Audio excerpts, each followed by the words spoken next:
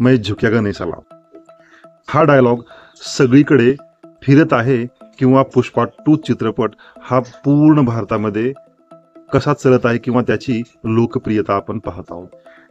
मित्रांनो, आपल्या आवडत्या व्यक्तीचं नाव श्रीवल्ली म्हणून देखील आता मुलं सेव्ह करत आहेत.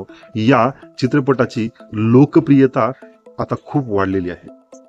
परंतु हा चित्रपट एका वीरप्पन नावाच्या कुविख्यात डॉनशी मिळती जुळती आहे का, हे आपण या व्हिडिओमधून पाहणार आहोत.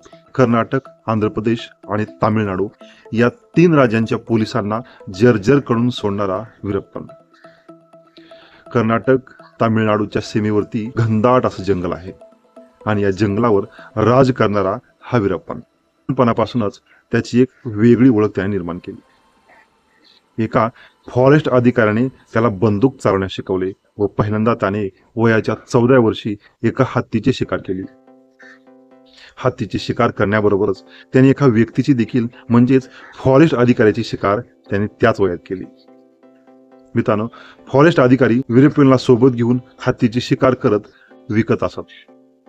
मित्रांनो, हीच कहाणी पुढे वीरप्पनने चालू केली. वीरप्पनने या पूर्ण जंगलाचा अभ्यास करून त्या पूर्ण जंगलामध्ये असणाऱ्या हत्तींची शिकार करण्यास चालू केलं. हत्तीच्या दाताला मार्केटमध्ये खूप किंमत आहे व याच धर्तीवर त्यांनी या जंगलामध्ये जवळपास 2000 हत्तींची शिकार केली. एक काळ तर असा झाला की पूर्ण जंगलामध्ये असणारे हत्ती संपण्याच्या वाटेवर आले. पूर्ण हत्ती संपले असं देखील निदर्शनास आलं. मित्रांनो, ही गोष्ट प्रशासनाच्या निदर्शनास आल्यास प्रशासनाने वीरप्पनला पकडण्यासाठी अनेक मोहिमा आखल्या, परंतु कुठलीच मोहीम यामध्ये सक्सेस झाली नाही. जो व्यक्ती किंवा जो प्रशासनाचा अधिकारी, जो पोलीस अधिकारी वीरप्पनला पकडण्यास जाई त्याचा मृतदेह परत यायचा. याचं कारण म्हणजेच वीरप्पनने पूर्ण जंगल आपलंसं केलं होतं. पूर्ण जंगलामध्ये कानाकोपरा त्याला माहिती होता. जंगलामध्ये एखादा अधिकारी वीरप्पनला पकडण्यास आला तर तो परत जिवंत येत नसत. मित्रांनो, हा वीरप्पन पूर्ण देशामध्ये त्याची दहशत वाढत चालली होती. गुंडाराज 3 राज्याच्या सीमेवर त्याचं पसरलं होतं. आंध्र प्रदेश, तामिळनाडू आणि कर्नाटक राज्याचे पोलीस त्यास अनेक मोहिमा राखत होते. मित्रांनो, हत्ती संपल्याच्या नंतर वीरप्पनला लक्षात आलं की रक्तचंदनाची देखील मार्केटमध्ये खूप व्हॅल्यू आणि खूप किंमत आहे. मित्रांनो, त्यासाठी त्याने जंगलातील रक्तचंदन तोडण्यास सुरुवात केली व ती स्थानिक कामगारांच्या, स्थानिक लोकांच्या व काही स्थानिक राजकारण्याच्या मदतीने ही रक्तचंदनं त्यानं बाहेर मार्केटमध्ये विकण्यास चालू केलं. या रक्तचंदनाच्या पैशातूनच कोटी रुपये त्याने कमवले. मित्रांनो, पैसा तर त्याने जमवलाच, परंतु प्रसिद्धी मिळण्यासाठी त्याने तर राजकुमार डायरेक्टरचं अपहरण केलं आणि सरकारपुढे त्याने आपल्या मागण्या ठेवल्या. या घटनेनंतर वीरप्पन पूर्ण देशामध्ये अतिशय कुविख्यात डॉन म्हणून प्रसिद्ध झाला.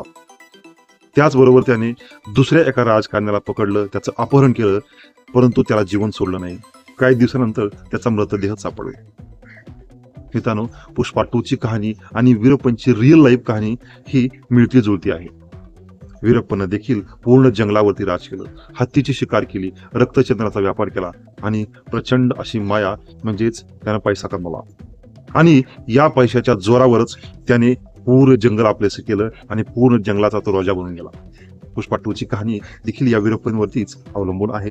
शेवटी कर्नाटक आणि तामिळनाडूच्या सरकारने एक संयुक्त पोलीस अभियान तयार केलं. त्याला ककून असं नाव दिलं. या ककून ऑपरेशनमध्ये वीरप्पन मारला गेला. झालं असं की वीरप्पनच्या एका डोळ्याला प्रॉब्लेम होता आणि त्या डोळ्याच्या ऑपरेशनसाठी व विलाजासाठी वीरप्पनला बाहेर पडायचं होतं. आणि बाहेर पडत असताना एक खबऱ्या पोलिसांनी त्याच्या गॅगमध्ये पाठवून ठेवला व त्याचाच फायदा घेऊन ज्यावेळेस वीरप्पन ॲम्ब्युलन्समध्ये बसून आपल्या उपचारासाठी जात होता त्यावेळेस पोलिसांनी त्या ॲम्ब्युलन्सला घेरला.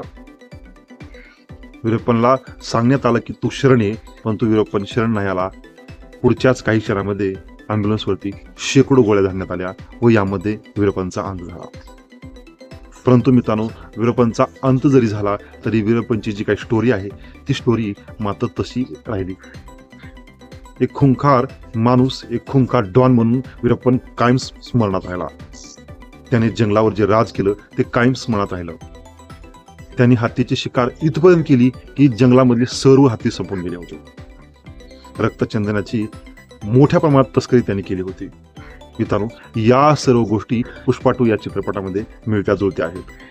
त्यामुळे पुष्पा 2 हा चित्रपट वीरप्पनच्या रिअल लाईफशी मिळता जुळता आहे का, हे तुम्ही कमेंट करून सांगा.